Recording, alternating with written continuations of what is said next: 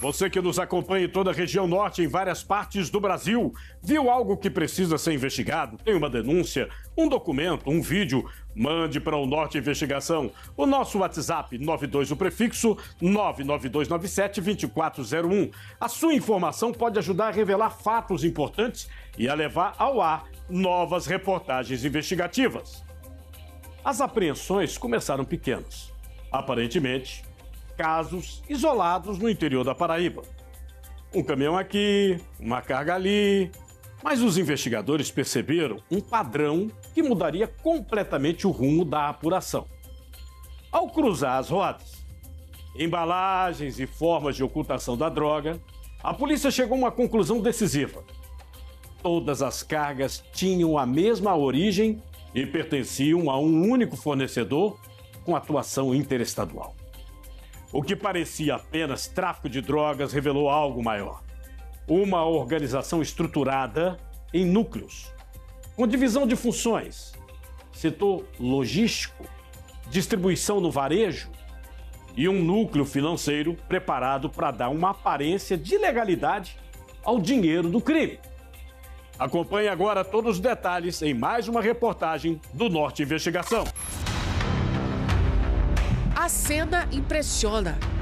Dentro de uma residência de alto padrão, com arquitetura moderna, veículos de luxo na garagem e sinais claros de uma vida de ostentação. Policiais civis avançam rapidamente pelos cômodos. Em poucos minutos, o homem que vivia ali, cercado por conforto e segurança, é rendido e algemado. Levanta a mão aí, Joe. Mandado de prisão contra você, beleza? Trata-se de Jamilton Alves Franco, conhecido como Chocó, apontado pelas investigações como o principal fornecedor de drogas da Paraíba e de regiões estratégicas do Nordeste. A operação que levou até Chocó não foi simples nem rápida. Mais de 400 policiais civis participaram da ação, que ocorreu simultaneamente em diversos estados brasileiros. O objetivo não era apenas prender o líder, mas desmontar completamente a engrenagem de uma organização criminosa que operava como uma verdadeira empresa. Raciocina. Tem cofre aqui? Tem. Onde está seu cofre? Com setores bem definidos e atuação interestadual. E a gente conseguiu comprovar isso nas nossas investigações, na identificação do fluxo financeiro, não só nas apreensões propriamente ditas de drogas, mas toda essa investigação de dados telemáticos e dados financeiros, e conseguimos construir toda essa hierarquia e logística que ele fazia de distribuição aqui no estado. A história de Jamilton Alves Franco começa no sertão da Paraíba, mas ganha novos contornos quando ele se muda ainda jovem para o estado de São Paulo. É dentro do sistema prisional paulista que sua trajetória muda. Ali, ele entra em contato com integrantes da cúpula do PCC, organização criminosa conhecida por sua estrutura rígida e alcance nacional. Essa conexão lhe dá acesso a uma rede logística e operacional que seria fundamental para a construção do seu império. É muito importante que as pessoas entendam que a partir do momento em que você sabe o que vai ser feito com o seu nome, a partir do momento em que você o empresta, a partir desse momento você já está fazendo parte do crime. Se a sua participação é de menor ou de maior importância, isso o tempo vai dizer. Porém, com o passar do tempo, com a reiteração delitiva, consequentemente você passa a ser enquadrado no crime de organização criminosa ou associação criminosa. E aí surge um terceiro fator. O dinheiro, em muitos casos, ele acaba sendo apaixonante. As pessoas acabam ficando seduzidas pela vantagem ilícita, porém é uma vantagem muito fácil de você conseguir. E aí por esse motivo que você acaba entrando cada vez mais na seara criminal. E aí é aquele ponto. No primeiro momento você começou emprestando seu nome. No segundo momento você pode começar a disponibilizar de patrimônio. No terceiro momento você pode começar a ter uma função maior na hierarquia do crime organizado. E é quando que começou uma simples conta emprestada, passa a chegar num crime de tráfico de drogas, tráfico de armas ou coisas parecidas. Com o apoio dessa estrutura, Chocó passa a atuar como um elo estratégico entre grandes fornecedores e o mercado consumidor do Nordeste. As investigações apontam que ele organizava rotas, negociava carregamentos e coordenava o transporte de drogas em larga escala. Caminhões de empresas aparentemente legítimas passam a ser utilizadas como fachada, transportando entorpecentes escondidos em meio a cargas lícitas. Uma operação silenciosa, eficiente e difícil de detectar. Ele é natural de Cajazeiras, mas foi radicado em São Paulo, certo? Ele já foi preso no sistema prisional de São Paulo por diversos crimes, inclusive roubo qualificado e tráfico de drogas, e lá ele ascendeu. E nessa ascensão dele, ele começou a distribuir, pulverizar drogas usando caminhões, né, com cargas lícitas, vale salientar, misturava esses entorpecentes nessas cargas lícitas e distribuía em todo o estado paraibano. Então ele era considerado por nós aqui da Polícia Civil como um dos maiores fornecedores de droga. Então ele usava esse modus operandi de distribuir e fazer essa pulverização nesses locais de varejo de droga, tanto do litoral ao sertão aqui na Paraíba. O esquema começa a ser desvendado em 2023, após uma série de apreensões no interior da Paraíba. Inicialmente, os casos pareciam isolados. O caminhão interceptado aqui, uma carga apreendida ali, mas os investigadores perceberam algo em comum. Havia um padrão nas rotas, na forma de ocultação da droga e até na embalagem dos entorpecentes. Ao cruzar essas informações, a polícia chegou a uma conclusão decisiva. Todas aquelas cargas pertenciam a um único fornecedor.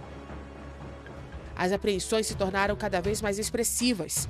Centenas de quilos de drogas foram retirados de circulação, culminando em operações que interceptaram até 1 tonelada de entorpecentes de uma só vez. O prejuízo estimado ultrapassou os 100 milhões de reais. Mas para os investigadores, esses números representavam apenas uma fração do que realmente circulava dentro da organização, um indício claro da dimensão do esquema.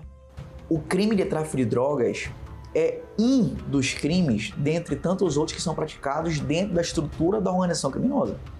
Dentro da organização criminosa, eu tenho o tráfico de drogas, eu tenho lavagem de dinheiro, eu tenho o tráfico de armas, em alguns cenários eu tenho roubo, eu tenho furto, eu tenho sequestro, eu tenho estelionato. Ou seja, eu tenho uma cadeia de crimes em que o crime de tráfico é um deles. Então, é óbvio que quando o Estado faz a apreensão de drogas, você gera um impacto na estrutura, mas esse impacto não é forte o suficiente para paralisá-los. Gera um transtorno, por óbvio, até porque as apreensões, quanto maior for o volume, maior é o volume financeiro que eles tiveram como prejuízo, porém, todavia, não é um baque suficiente para pará-los, porque existem outros crimes que são praticados em cadeia. Ao aprofundar a investigação, a polícia identificou que o grupo não era apenas uma rede de tráfico, mas uma estrutura organizada em núcleos, com divisão clara de funções. Enquanto um setor cuidava do transporte e da logística, outro era responsável pela distribuição no varejo. No topo, um núcleo financeiro altamente sofisticado controlava o fluxo de dinheiro. E foi justamente esse setor que revelou o verdadeiro tamanho da organização. Esse foi o nosso foco. Foi um tripé, certo, criminoso dessa organização, que era justamente desarticular essa logística de transportes, essa cadeia alimentar de transportes de entorpecentes, desarticular todo esse varejo aqui no estado da Paraíba e também, principalmente, cortar o fluxo financeiro dessas ORCRIMs, né, dessa organização criminosa em especial. Nesse núcleo financeiro, a atuação de Giovanna Parafati chamou a atenção dos investigadores. Ex-bancária, ela utilizava seu conhecimento técnico para movimentar grandes quantias sem levantar suspeitas. Por meio da empresa G Parafati S Administrativos, além de contas em nome de terceiros, ela pulverizava recursos, dificultando o rastreamento e dando aparência de legalidade ao dinheiro do tráfico. Segundo a polícia, milhões de reais passaram por esse esquema. Outra peça fundamental era Nayara Bachitello, médica com atuação no Mato Grosso. De acordo com as investigações, ela operava como um elo estratégico na circulação de recursos, funcionando como hub financeiro em regiões próximas à fronteira. Sua posição geográfica e sua formação facilitavam a movimentação de valores ligados ao tráfico internacional, ampliando ainda mais o alcance da organização. Mas o ponto mais sensível da investigação foi a descoberta de que o grupo havia ultrapassado o universo do crime tradicional e avançado sobre estruturas do próprio Estado. Empresas começaram a ser utilizadas como instrumentos de lavagem de dinheiro por meio de contratos públicos. O crime organizado ele acaba utilizando desse mecanismo por um motivo muito simples. Você acaba conseguindo, de alguma forma, camuflar a origem, camuflar o verdadeiro dono, atribuindo a titularidade dos bens a um terceiro. E por muitas das vezes esse terceiro não consegue justificar, através do comprovante de imposto de renda, por exemplo, a origem dos bens. E aqui, para ficar muito didático, não tem como. uma pessoa que declara em seu imposto de renda que é assalariado de um salário mínimo ter em seu nome um patrimônio milionário. A conta não vai fechar. E é exatamente nesse motivo em que eu começo a entender a possível existência do crime de lavagem de dinheiro, ocultação de patrimônio, e aí acaba que os crimes vão um vai puxando o outro. Acaba sendo um efeito dominó. Um dos casos mais emblemáticos envolve a AF Amaro Construções, que mesmo sem possuir funcionários registrados ou estrutura operacional compatível, recebeu milhões de reais em recursos públicos. Segundo os investigadores, esses contratos serviam como fachada. O dinheiro, após ser liberado, era desviado e incorporado ao esquema criminoso. Nesse contexto, surge o nome de Luciano Moraes, apontado como um dos beneficiários diretos desse mecanismo. Trata-se de uma estratégia sofisticada que transforma recursos públicos em capital para o tráfico, dificultando o rastreamento e ampliando o poder financeiro da organização. Além disso, a investigação identificou a atuação de uma empresa sediada em Goiás, que, apesar de possuir apenas um funcionário, movimentava valores milionários em transações suspeitas.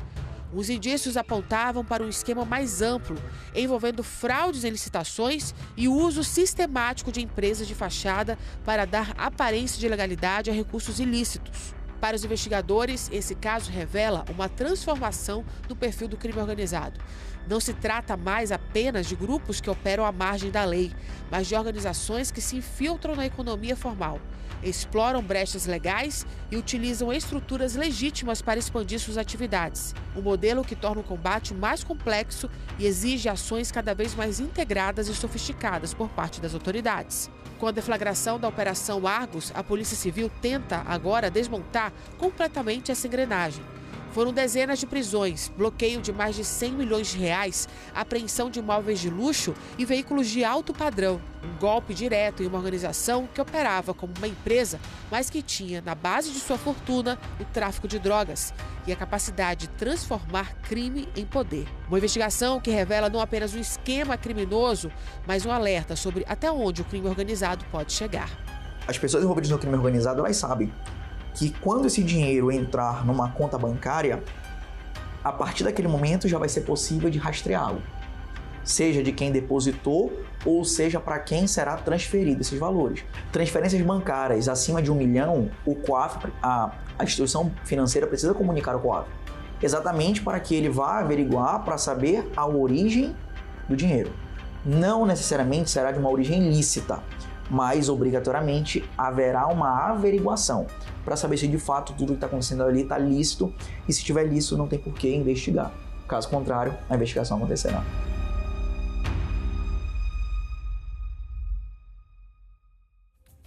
O caso expõe um retrato preocupante da transformação do crime organizado no Brasil.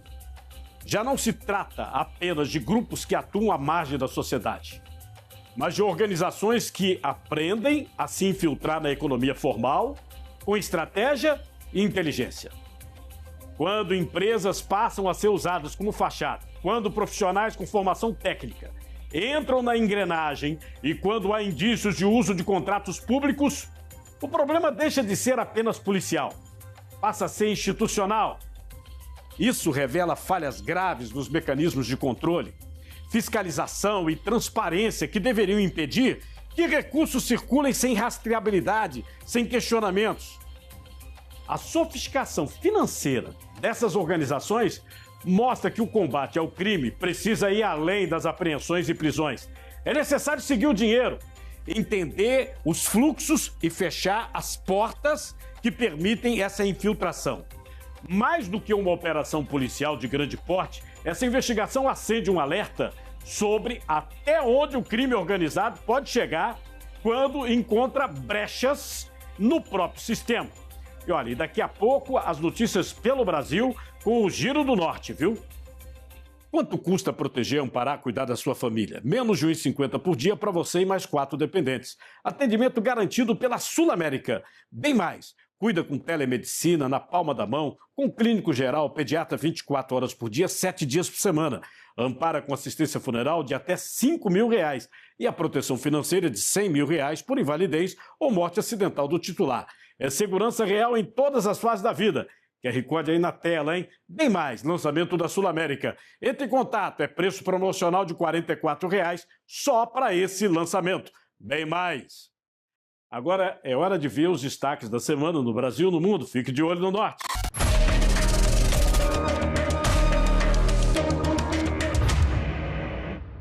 E aqui em Rondônia, o governo do estado, em parceria com a Emater e o Banco da Amazônia, abriu acesso ao crédito rural para agricultores familiares aqui do estado. O objetivo é reduzir o tempo de espera desses produtores ao financiamento rural. De acordo com o governo do estado, com esse novo acordo, assistentes rurais, a partir de agora, podem emitir e elaborar propostas de financiamento direto da propriedade, sem sair do local, utilizando ferramentas digitais. Justamente com isso, a medida faz com que o processo deva ser encurtado e agilize ainda mais o acesso ao crédito rural. Ainda segundo o governo do estado, o produtor pode ter acesso a financiamento de 15, 12 e até 20 mil reais, que tem ali uma renda mensal de 50 mil reais por mês. E claro, a proposta é agilizar esse acesso ao crédito rural, que pode ser usado em diversas atividades: pesca, extrativismo e outras atividades que são realizadas pelo produtor rural aqui em Rondônia. Aqui no Tocantins, o Sebrae está ofertando o MEI Caminhoneiro, uma iniciativa criada para incentivar a formalização de trabalhadores autônomos. Esta modalidade oferece condições diferenciadas em relação ao modelo tradicional. Enquanto o microempreendedor individual comum pode faturar até R$ 81 mil por ano, o caminhoneiro pode alcançar uma receita bruta anual de até R$ 251.600, atendendo melhor às particularidades da atividade. Além disso, a formalização garante benefícios importantes, como a emissão de notas fiscais, acesso a crédito e cobertura previdenciária pelo Instituto Nacional de Seguro Social, assegurando direitos como aposentadoria, auxílio-doença e salário-maternidade. Aqui em Campina Grande, a programação oficial do maior São João do Mundo, edição 2026, foi anunciada nesta semana. Serão mais de 100 atrações que devem se apresentar durante os 33 dias de festa, com início no dia 3 de junho e encerramento em 5 de julho. Uma das grandes novidades é a participação do rei Roberto Carlos, agendada para o dia 14 de junho. Outros nomes como Henrique Juliano, Solange Almeida, Wesley Safadão, Marisa Monte também estão confirmados. Além dessas atrações, o evento conta ainda com grandes destaques para quem quer curtir o melhor do forró e da música nordestina, como Elba Ramalho, Flávio José, o Projeto Dominguinhos, Dorival Dantas, tem ainda Xande Avião e Fagner. A festa é bastante diversificada e oferece também opções para todos os públicos. O maior São João do mundo é gratuito e conta com uma área que comporta mais de 75 mil pessoas. A expectativa esse ano é que a festa tenha 3,5 milhões de visitantes. Outra novidade é a instalação de telões para a transmissão dos jogos da seleção brasileira na Copa do Mundo 2026. De Campina Grande, na Paraíba, Manuel Cândido para o Norte Investigação.